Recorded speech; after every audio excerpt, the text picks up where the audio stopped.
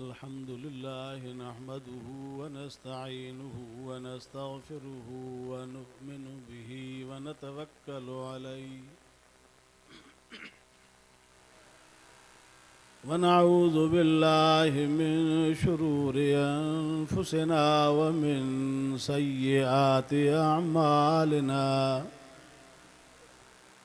मन यहदिहिल्लाहु फला मुज़िल्ल लहु व मन युज़लिल्हु फला हादिय लहु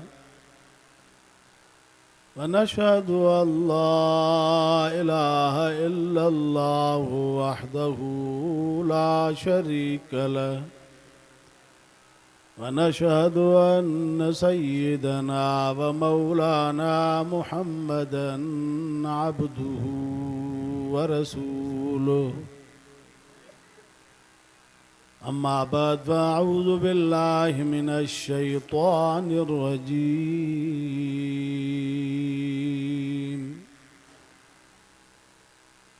बिस्मिल्लाहिर रहमानिर रहीम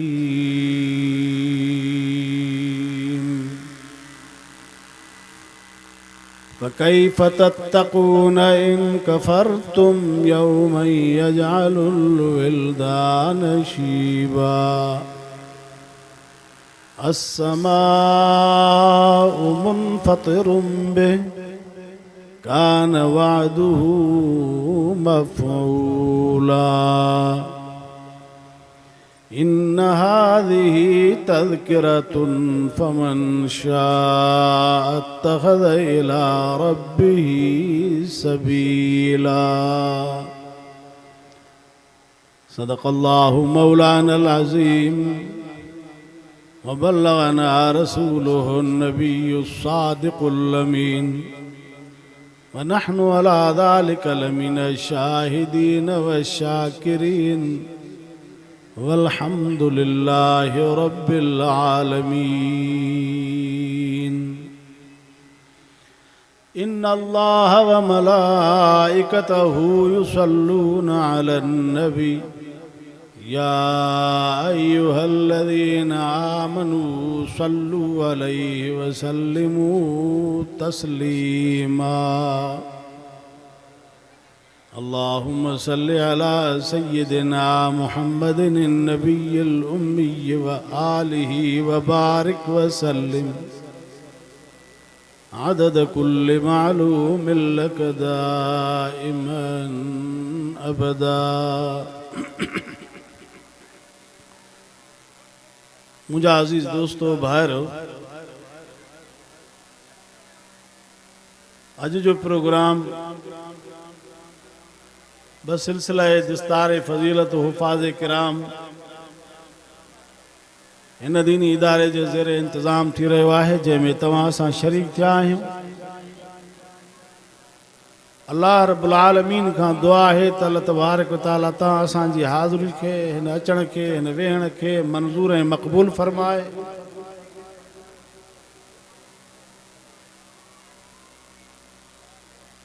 हीअ बि रब्बुल आलमीन खां दुआ आहे त अल्लाह ताला असांजे हिन इदारे खे ता क़यामत आबाद फ़रमाए।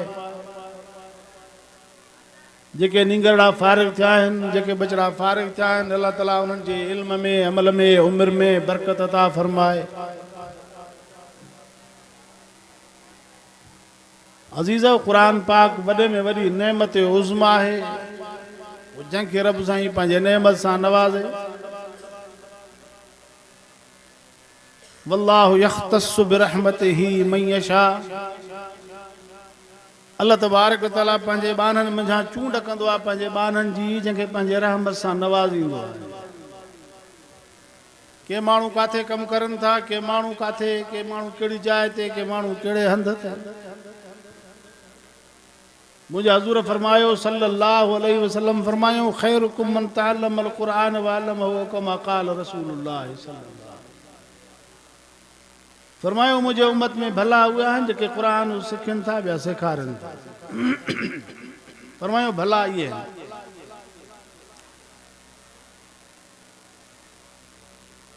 फरमायो रसूलुल्लाह सल्लल्लाहु अलैहि वसल्लम फरमायूं त जंहिं क़ुरान पाक पढ़ियो मन कर अल क़ुरान व अमिल बिमा फी उल्बिस वालिदाहु ताज यौमल क़ियामह ज़ौहु अहसन मिन ज़ौइ शम्स औ कमा क़ाल रसूलुल्लाह सल्लल्लाहु अलैहि वसल्लम।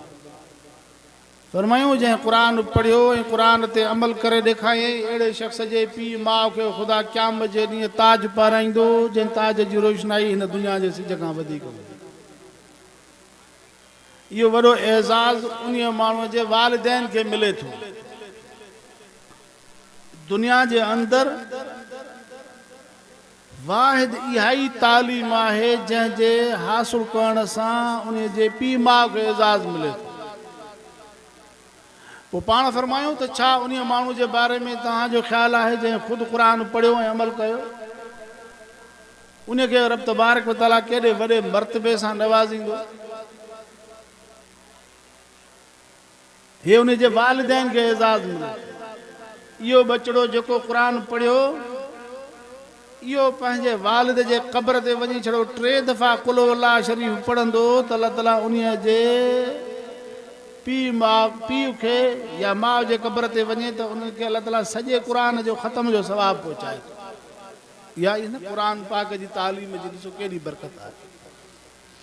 इहो क़ुरान पाक जी अज़मत ऐं इज़त ऐं उनजो केॾो मक़ाम आहे। पाण फरमायूं लिकुल शैन क़ल्बुन व क़ल्बुल क़ुरान यासीन। फरमायूं हर शइ जी दिलि थींदी आहे। क़ुरान जी दिलि अथव यासीन मुबारक। फरमायूं जेको हिकिड़ो दफ़ो सूरत यासीन मुबारक पढ़े थो अल्लाह ताला उन जे नाम जे अमाल में क़ुरान जे 10 ख़त्मनि जो सवाबु लिखाए छॾियो। अज़ीज़ो हिन दुनिया खे अल्लाह ताला असांजे लाइ अमल जो घर ठाहियो आहे। हीअ असांजे लाइ अमल जो घर आहे। हीअ कसब जो जहान आहे। ही हिरफत जो जहान आहे। हिते असांखे महिनत करणी आहे। हिते असांखे कसब करणो आहे। हिते असांखे अमल करणो आहे। रब साईं फरमाए थो मई अमल मिसकाल ज़रतिन ख़ैरन यरा व मई अमल मिसकाल ज़रतिन शरन यरा। तव्हां पंहिंजो अमल कयो, तव्हां पंहिंजो कसब कयो, तव्हां पंहिंजी हिरफत कई, तव्हां पंहिंजी महिनत कई। पोइ जंहिं जहिड़ी महिनत कई आहे ओ उन जो ज़रड़ो बराबरि वारीअ जो दाणो ॾिसो न वारीअ जो दाणो इन मिक़दार जे बराबरि जेकॾहिं चङो कसब कयो अथई चङी कमाई कई अथई चङो अमल कयो अथई उहो बि ॾिसंदो। इन मिक़दार जे बराबरि जेकॾहिं को बुरो अमल कयो अथई उहो बि ॾिसंदो। अल्लाह ताला फरमाए थो असां वटि हर हिकु बाने जो अमल महफ़ूज़ आहे। कोई बि बानो जेको बि अमल करे थो वनज़ुल मवाज़ीन अल क़िस्त असां क़यामत जे ॾींहुं इंसाफ़ जो ताराज़ू रखंदासीं ऐं हर हिकु बाने जा अमल तुरंदा। सभिनी खे असां पंहिंजो अमल ॾेखारींदासीं। क़यामत जे ॾींहुं उन नाम जे अमाल खे इंसान जॾहिं ॾिसंदो उन में गौर कंदो उन में फ़िक्र कंदो उन खे पढ़ंदो त पोइ इंसान पाण ई चवंदो माल हाज़ल किताब माल हाज़ल किताब ला युगादिरु सगीरतुम वला कबीरतन इला अहसा। न नंढो गुनाह न वॾो गुनाह न नंढी नेकी न वॾी नेकी का बि हिन में अहिड़ी न आहे जेका छॾियल हुजे सभु लिखियल आहे। पाण ई इंसान पंहिंजे नाम जे अमाल खे पढ़ी करे इंसान इहे अल्फाज़ चवंदो त हिन गुनाह खे त मां ख़सीस सम्झो हुयो या हिन नेकी जे कम खे त मां तमामु हलकड़ो सम्झो हुयो। पर अल्लाह तबारक व तआला वटि एॾो इंसाफ़ आहे जो उहे सभु शयूं मौजूदु आहिनि। फरमाई इन अल्लाह लैस बिज़ल्लाम लिल अबीद। अल्लाह ताला पंहिंजे बाननि सां ज़ुल्म करण वारो कोन्हे। जो कंहिं बाने अमल कयो ऐं ख़ुदा वटि लिखियलु न हुजे कंहिं महिनत कई आहे उन जी महिनत उनखे रायगान वञे उहा उनखे नज़र न अचे। अल्लाह फरमाए थो जेको बि माण्हू भलो कमु करे थो बुरो कमु करे थो जहिड़ो बि कमु करे थो जहिड़े बि मेयार मिक़दार मुताबिक़ करे थो असां वटि सभु महफ़ूज़ अक़वाल ऐं अमाल सभु बाने जा महफ़ूज़ आहिनि। मा यल्फ़िज़ु मिन क़ौलिन इल्ला लदैहि रक़ीबुन अतीद। रब साईं फरमाए थो जेको बि बानो ज़ुबान मुंहिंजो लफ़्ज़ कढे थो असांजा निगहबान वेठा आहिनि। किरामन कातबी लिखण वारा वेठा आहिनि। इहो बानो जॾहिं असां वटि हाज़ुर थींदो असां उन जे अॻियां पंहिंजो नाम या अमाल रखंदासूं ऐं रब तबारक व तआला जे तरफ़ां हुकुम थींदो इक़रा किताब बाना पंहिंजे नाम या अमाल खे पढ़। असां तोखे दुनिया में मोकिलियोसीं महिनत जे लाइ, दुनिया जो जहान तुंहिंजे लाइ दारुल अमल कयोसीं, कसब जे लाइ तोखे मोकिलियोसीं। पोइ हाणे जेका तूं कमाई करे आयो आहे उहा ॾिस पढ़ हाणे पंहिंजी। पोइ जेकॾहिं उन में नेकियूं लिखियलु हूंदियूं, उन में भला कम लिखियलु हूंदसि, उन में चङा कम लिखियलु अथसि ऐं हिन दुनिया में अची करे पंहिंजे ज़ुबान मथां बुछड़ा लफ़्ज़ न कढिया, जेकॾहिं हिन खां कंहिं ग़लती में निकिरी विया त तौबा ताइब थियो ऐं ख़ुदा खां माफ़ी वरितई ऐं माफ़ी वठण जे करे अलाह ताला उन ग़लति लफ़्ज़नि खे धोई छॾियो, बसि ख़तमु करे छॾियईं। माफ़ी वठण जे करे, तौबा करण जे करे उन्हनि गुनाहनि खे ख़ुदा मलिया मेट करे छॾियो ऐं हिन जूं नेकियूं ई नेकियूं लिखियल आहिनि उन नाम जे अमाल में। पोइ त पाड़े वारनि खे चवंदो हा मुक़रो किताबी आहे, अचो मुंहिंजो अमालनामो पढ़ो ॾिसो।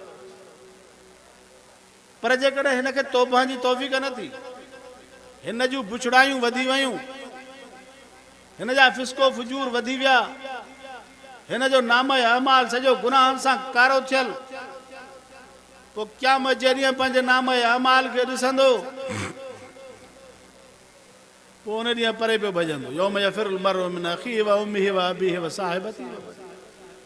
अॼु मुंहिंजे मथां हिते लिखियलु आहे त हिन जो हक़ खाधई, हिन सां विढ़ियो, हिन सां ज़ुल्म कयईं, हिन सां ना हक़ कयईं, हिन जो हक़ हे, हिन जो हे हक़।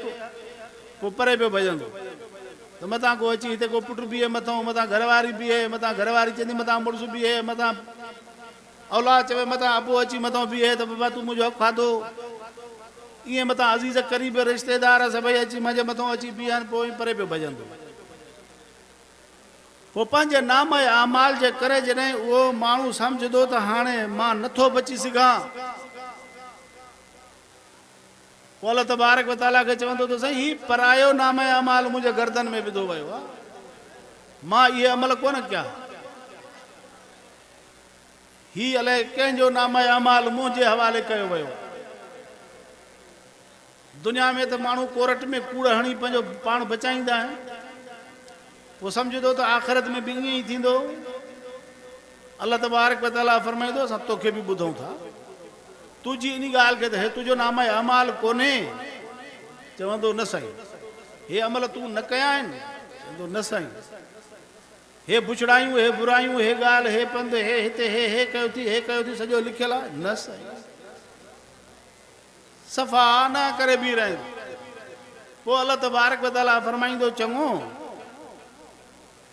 अल-यौम नख़्तिमु अला अफ़वाहिहिम व तुकल्लिमुना ऐदीहिम व तशहदु अर्जुलुहुम बिमा कानू यक्सिबून। बाना ठीकु आहे, तुंहिंजे चवण मुताबिक़ तूं इहे अमाल न कया आहिनि, पर अॼु असां तुंहिंजे ज़ुबान ते मोहर ख़ामोशी जी हणूं था। अल्लाह ताला हथनि खे चवंदो ॾियो ख़बर, हथ चवंदासीं असां हिन जी चोरी कयईं, हिन जे घर जो खाट रोयईं, हिन जो हे कयईं, हुन जो हो कयईं।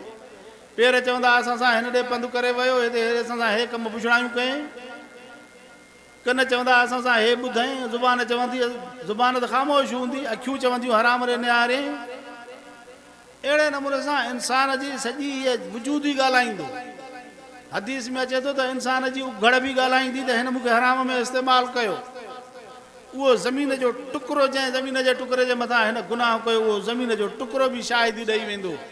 ज़ुबान ख़ामोश हूंदी, उहे जेके नाम अमाल में जेके प्रकार लिखियल हूंदसि उहे सभु उनजे मथां सभु उज़वा शाहिदी ॾेई वेंदसि। पोइ इहो माण्हू पंहिंजे उज़वनि खे चवंदो लिम शइ तुम अलैना, ज़ुबान हाल सां पंहिंजे उज़वनि खे चवंदो तव्हां छो था असांजे मथां शाहिदी ॾियो। क़ालू अंतक़न अल्लाहु लज़ी अंतक़ कुल शइ। उज़वा चवंदसि त असांखां उहो ख़ुदा ॻाल्हाए थो जेको हर शइ खां ॻाल्हाईंदो आहे, उहो त क़ादिर मुतलक़ आहे, उन ख़ुदा जे हुक्म खे केरु थो इनकार करे सघे। अल्लाह तबारक व तआला त जंहिंखां बि ॻाल्हाए, रब तबारक व तआला जो जेकॾहिं कंहिंखे हुकुम थींदो त केरु ख़ामोश थींदो। हर शइ रब तबारक व तआला जे हुक्म जे ताबियो आहे। अबू जेल जे हथ में पथरियूं हुयूं, हज़ूर खे चई त मुंहिंजे हथ में छा आहे ॿुधाए त पोइ तोखे नबी मञींदुसि। हज़ूर चयो मूंखे ख़बर न आहे तुंहिंजे हथ में का जानदार शइ आहे या बेजान शइ आहे, मूंखे का ख़बर न आहे त तुंहिंजे हथ में छा आहे, पर जेकॾहिं इहा शइ मुंहिंजे बारे में छा आहे थी ॾे मां केरु आहियां पोइ त मञींदे, पोइ त ठीकु आहे। पोइ साईं पथरनि मंझो आवाज़ु निकितो अशहदु अल्ला इलाहा इल्लल्लाह व अशहदु अन्न मुहम्मद रसूलुल्लाह। उन पथरनि खे खणी सटियो त तूं एॾो जादू करां, तुंहिंजो जादू हिन ते असरु करे थो, ईमान नसीब न थियो। अलाह ताला उन पथरनि खां बि कलमो शहादत जो पढ़ाए पियो। जबल बि हज़ूर जे सलाम जो जवाबु ॾियनि पिया, जानवर बि ॻाल्हाइनि पिया हज़ूर जे अॻियां। अज़ीज़ो अलाह तबारक व तआला त क़ादिर मुतलक़ आहे न। क़यामत जॾहिं हिननि उज़वनि खां ख़ुदा पाण ॻाल्हाईंदो, इहे उज़वा ख़ुदा वटि ॻाल्हाईंदा ऐं इहे उज़वा उन खे पाण खे मलामत कंदा त तूं अॼु इनकार करें थो, असां खां त ख़ुदा जेको ॻाल्हाए थो असां चऊं था असांखे त उन जो हुकुम आहे। जॾहिं उनजी कारवाई मुकमल थी वेंदी, केस उन ते साबित थी वेंदो, उज़वा हुनजे मथां शाहिदी ॾेई वेंदा, उहो ज़मीन जो टुकड़ो शाहिदी ॾेई वेंदो जंहिंजे मथां हिन गुनाह जो कमु कयो। जॾहिं बिल्कुलु केस फाइल थी वियो, गुनाह जुर्म साबित थी विया, अल्लाह तबारक व तआला उन वक़्त में फ़रिश्तनि खे चवंदो ख़ुज़ूहु फ़ग़ुल्लूहु सुम्मल जहीम सलू, वठो हिन जी कारवाई मुकमल थी वई, हिन खे वठोसि पकड़ियोसि जकड़ियोसि ॿधी वञी जहन्नम में ऊंधो करे उछलायोसि। बसि हलो अज़ीज़ो, दुनिया जो जहान अमल जो जहान। हज़ूर फरमायो अदुनिया मज़रतुल आख़िरा, दुनिया पोख जी जाइ थो। ही कसब जो जहान आहे, ही हिरफत जो जहान आहे, अमल जो जहान आहे। जेतिरो थी सघे हिते अमल भला कयो, जेतिरो थी सघे रब खे राज़ी कयो। फरमायूं त ख़ैर अमल उम्मती, ख़ैर अमल उम्मती तिलावतुल क़ुरान, मुंहिंजे उम्मत जो भले में भलो अमल इहो आहे जो क़ुरान जी तिलावत करे। असां पंहिंजे ज़ुबान सां गिला कयो, असां पंहिंजे ज़ुबान सां कूड़ियूं शाहिदियूं ॾियूं, असां पंहिंजे ज़ुबान सां ग़लति कम कयूं, क़ुरान न पढ़ंदासीं। दुआ कयो त अलाह ताला असांखे क़ुरान जी दौलत नसीब फरमाए, असांजे बचड़नि खे क़ुरान जी दौलत नसीब फरमाए। अलाह ताला असांखे क़ुरान जी तिलावत जी तौफ़ीक़ अता फरमाए। पाण फरमायो ख़ैरुल अमाल, भले में अमल, भले में भलो अमल, अमलनि में भलो अमल इहो आहे जो तिलावत क़ुरान जी, जेतिरो थी सघे क़ुरान जी तिलावत, जेतिरो थी सघे क़ुरान जी तिलावत। के कहिड़ा माण्हू वीचारा रोज़ानो क़ुरान जो ख़तमु कढनि था, के ॿिए ॾींहं ते ख़ुदा क़ुरान जो ख़तमु कढनि था, के माण्हू 3 ॾींहं ते क़ुरान जो ख़तमु कढनि था, के हफ़्ते में कढनि था। घटि में घटि माण्हू रोज़ानो क़ुरान पाक जे सीपारो तिलावत करे, वरन त जेतिरी तौफ़ीक़ हुजे पढ़े, क़ुरान खे पढ़ो, क़ुरान में गौर कयो। फरमाई इन हाज़ल क़ुरान यहदी लिल्लती ही अक़वम, बेशक ही क़ुरान आहे जेको इंसान खे सौ रस्तो मुहैया कंदो। अॼुकल्ह त बाबा क़ुरान पाक जा तर्जुमा हर ॿोली में निकिरी पिया आहिनि, फारसी में तर्जुमो, इंग्लिश में तर्जुमो, उर्दू में तर्जुमो, सिंधीअ में तर्जुमो। जॾहिं क़ुरान पढ़ंदासीं त असां ते असरात बि पवंदा न, क़ुरान खे सम्झंदासीं त असां क़ुरान पाक ते हलण बि तौफ़ीक़ थी। क़ुरान खे पढ़ंदासीं कोन, ॾिसंदासीं कोन त पोइ छा थींदो। उहे मर्कज़, उहे घरड़ा, पाण फरमायो ला तजलू बुयूतकुम क़ुबूरा, पंहिंजे घरनि खे क़ब्रिस्तान न बणाइजो। क़ब्रनि में माण्हू ख़ामोशी हूंदी आहे, बसि को भुणकाट बि ॿुधण में कोन ईंदो आहे। पाण फरमायो ईअं पंहिंजे घरनि खे क़ब्रिस्तान न बणायो, क़ब्र में ख़ुदा जो क़ुरान हुजे, घर में क़ुरान हुजे, तिलावत जो आवाज़ अचे, घर में निमाज़ूं पढ़ो, नफ़ली इबादत घर में अफ़ज़ल आहे, फ़र्ज़ी इबादत मस्जिद में, त नफ़ली इबादत घरनि में। तिलावत कयो, दौर कयो, ख़ुदा जो नालो पढ़ो, ज़िक्र अज़कार कयो, पंहिंजे घरनि खे क़ब्रिस्तान न बणाइजो। दुआ कयो त हर कलमे वारे जे घर खे ख़ुदा क़ुरान जे तिलावत सां आबाद करे। अलाह ताला असांजे घरनि खे पंहिंजे नाले वठण सां आबाद करे। अज़ीज़ो, पाण फरमायो त 4 टोला क़यामत जे ॾींहुं नाजी हूंदा, चइनि खे निजात मिलंदी। हिकु उहे जेके क़ुरान पढ़ाइण वारा, ॿिया उहे जेके क़ुरान पढ़ण वारा, टियां उहे जेके क़ुरान ॿुधण वारा, चोथों उहे जेके क़ुरान वारनि सां मुहबत करण वारा। फरमायो इन्हनि 4 टोलनि खे निजात मिलंदी। दुआ कयो त अल्लाह ताला असांखे या त क़ुरान जे पढ़ाइण जी तौफ़ीक़ ॾे, या त क़ुरान जे पढ़ण जी तौफ़ीक़ ॾे, या त क़ुरान जे अॼु ॿुधण जे नीयत सां आया आहियूं ईअं क़ुरान ॿुधण जी असांखे हर जाइ ते तौफ़ीक़ अता फरमाए। ऐं चौथे नंबर में क़ुरान वारनि सां मुहबत। पाण फरमायूं वला तकुन ख़ामिसा, 5 नंबर में न थिजो, न क़ुरान पढ़ायव, न क़ुरान पढ़ियो, न क़ुरान ॿुधव, न क़ुरान वारनि सां मुहबत रखियव, मथां क़ुरान वारनि सां दुश्मनी रखो, फतो लॻ पोइ हलाक थी वेंदो। 5 नंबर में थियो माना दुश्मनी रखियव अहले क़ुरान सां। अॼु उन दौर में असां हलूं था। अॼु दीनी मदार जा दुश्मन खोड़ आहिनि। अॼु दीनी इदारनि खे हिन हालत में ॾिसणु कोई नथो चाहे। अॼु अहले क़ुरान जे कढ लॻण जे लाइ केरु तयारु कोन्हे को। फिरंगी जे तहज़ीब खे हर को अपनाए थो, इस्लामी तहज़ीब खां हर को परे थो भॼे पियो।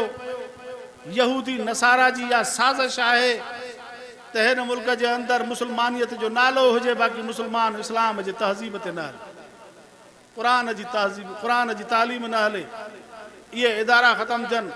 आए ॾींहं मदारिस जी जांच थिए थी, आए ॾींहं मदारिस जे ख़िलाफ़ को न को कानून पास थिए थो, आए ॾींहं क़ुरान पाक जे मदारिस जी जांच थिए थी पई।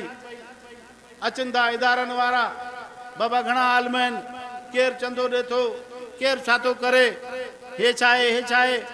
ईअं अहिड़े नमूने सां, अहिड़े अंदाज़ सां ईअं क़ुरान जे इदारनि खे ईअं हिरासां कयो वञे थो इदारनि वारनि खे।